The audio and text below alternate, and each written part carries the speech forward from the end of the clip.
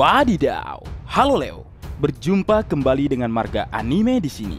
Di mana pada kesempatan kali ini Marga Anime akan mencoba membedah beberapa informasi menarik yang terdapat dalam spoiler singkat One Piece chapter 1134. Baiklah, tanpa berlama-lama lagi, mari kita lanjut berlayar. Informasi pertama dibuka mengenai Vegapunk Stella. Dijelaskan jika Lilith membawa barang-barang miliknya ke Elbap. Diketahui jika Lilith juga memiliki klon dari Vegapunk Stella, di mana menurut Lilith dalam chapter 1134, jika dirinya memiliki sebuah rencana untuk dilakukan di Pulau Elbap. Wadidaw, sangat mengejutkan. Ternyata dalam perjalanan ke Elbap, Pang Lilith membawa klon dari Vegapunk itu sendiri. Itu artinya rencana Lilith ke depannya tentu akan menghidupkan Stella kembali. Tentunya hal ini mengejutkan Marga Anime, karena dalam insiden Egghead, kita semua berpikir jika Dr. Vegapunk benar-benar telah tiada. Karena dalam insiden tersebut, Dr. Vegapunk diincar oleh Angkatan Laut, agen pemerintah dunia, Admiral, bahkan Gorosei, dan faktanya, dalam chapter terbaru, bentuk asli dari Stella itu sendiri masih ada dan berada bersama Fang Lilith. Nah, bagaimana menurut kalian Leo? Apakah dengan adanya klon Vegapunk akan membuat cerita menjadi lebih menarik? Atau sebenarnya kematian Dr. Vegapunk di Pulau Egghead sangat layak untuk perkembangan cerita One Piece? Tulis pendapat kalian di kolom komentar. Kemudian informasi kedua chapter 1134 mengarah ke judul chapter kali ini, yaitu Perpustakaan Burung Hantu. Di mana diketahui alasan dibalik penduduk Elbap dapat membawa buku-buku Ohara adalah karena adanya perpustakaan burung hantu yang dapat memperbesar ukuran buku biasa menjadi lebih besar. Lalu dalam adegan ini juga terdapat ucapan terima kasih Luffy kepada Jaguar di Saul karena sudah menyelamatkan Nico Robin atau nyawa Nico Robin di masa lalu. Menarik. Tampaknya halaman chapter 1134 akan menceritakan mengenai momen petualangan Luffy bersama yang lainnya. Di sini kita juga mengetahui jika di Pulau Elbap terdapat perpustakaan yang sangat besar dan sungguh menarik. Di mana di perpustakaan ini adalah puncak dari ilmu pengetahuan dan sejarah One Piece saat ini setelah jatuhnya Pulau Ohara dan Pulau Egghead. Jadi tampaknya selama 22 tahun setelah insiden Ohara terjadi, Jaguar di Saul mempelajari buku-buku sejarah Ohara dan menceritakan kepada anak-anak Elbap mengenai dunia One Piece. Itu sebabnya di chapter sebelumnya Jaguar di Saul diperkenalkan sebagai seorang profesor. Menarik. Kemudian informasi ketiga chapter 1134 adalah Loki atau Pangeran Loki.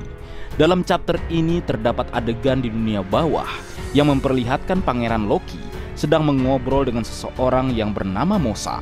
Wadidaw, karakter baru bernama Mosa, di mana tampaknya Mosa memiliki hubungan yang menarik dengan Loki. Namun siapakah dia? Apakah ini karakter yang sama dengan siluet pria misterius yang kita lihat pada chapter sebelumnya? Atau justru karakter ini adalah bawahan Loki? Karena dalam chapter 1132, para penduduk dunia bawah memanggil Loki sebagai Tuan, yang artinya Loki adalah penguasa di sana. Di sini dapat dilihat pengaruh Loki di dunia bawah begitu besar sehingga dirinya dapat menguasai tempat tersebut. Menarik. Marga Anime tidak sabar melihat wujud dari Mosa nantinya. Lalu kemudian informasi paling heboh dalam chapter 1134 adalah kemunculan saudara dari Akagami no Sans. Wadidaw, dalam halaman terakhir memperlihatkan adegan dalam sebuah kastil raksasa Elbap. Muncul lingkaran hitam magis atau magic, di mana dua orang keluar dari lingkaran tersebut dan salah satu dari mereka mirip dengan Akagami no Sans. Dugaan mengenai saudara Sang akhirnya terbukti dalam chapter 1134. Ini sungguh mengejutkan dan secara tiba-tiba saudara Sang datang ke Pulau Elbap tanpa ada clue atau petunjuk sedikit pun. Tentunya ini menimbulkan ancaman bagi kapten tercinta kita, Yonko Monkey D. Luffy. Mengingat sosok ini adalah sosok yang sama seperti Akagami no Sans, dengan 2 tangan dan memiliki kekuatan magis, mirip dengan kemunculan Gorosei di Pulau Egghead. Marga anime menduga Im Sama tampaknya mengirim saudara Sans dan salah satu Holy Knight untuk menghancurkan atau mengalahkan Luffy, karena apa yang Luffy lakukan di Pulau Egghead adalah suatu perbuatan yang tidak dapat dimaafkan. Di sini marga anime sangat yakin jika akan terjadi pertempuran antara saudara Akagami no Sans dan juga Holy Knight melawan Luffy dan kawan-kawan. Tentunya hal ini akan sangat megah dan luar biasa.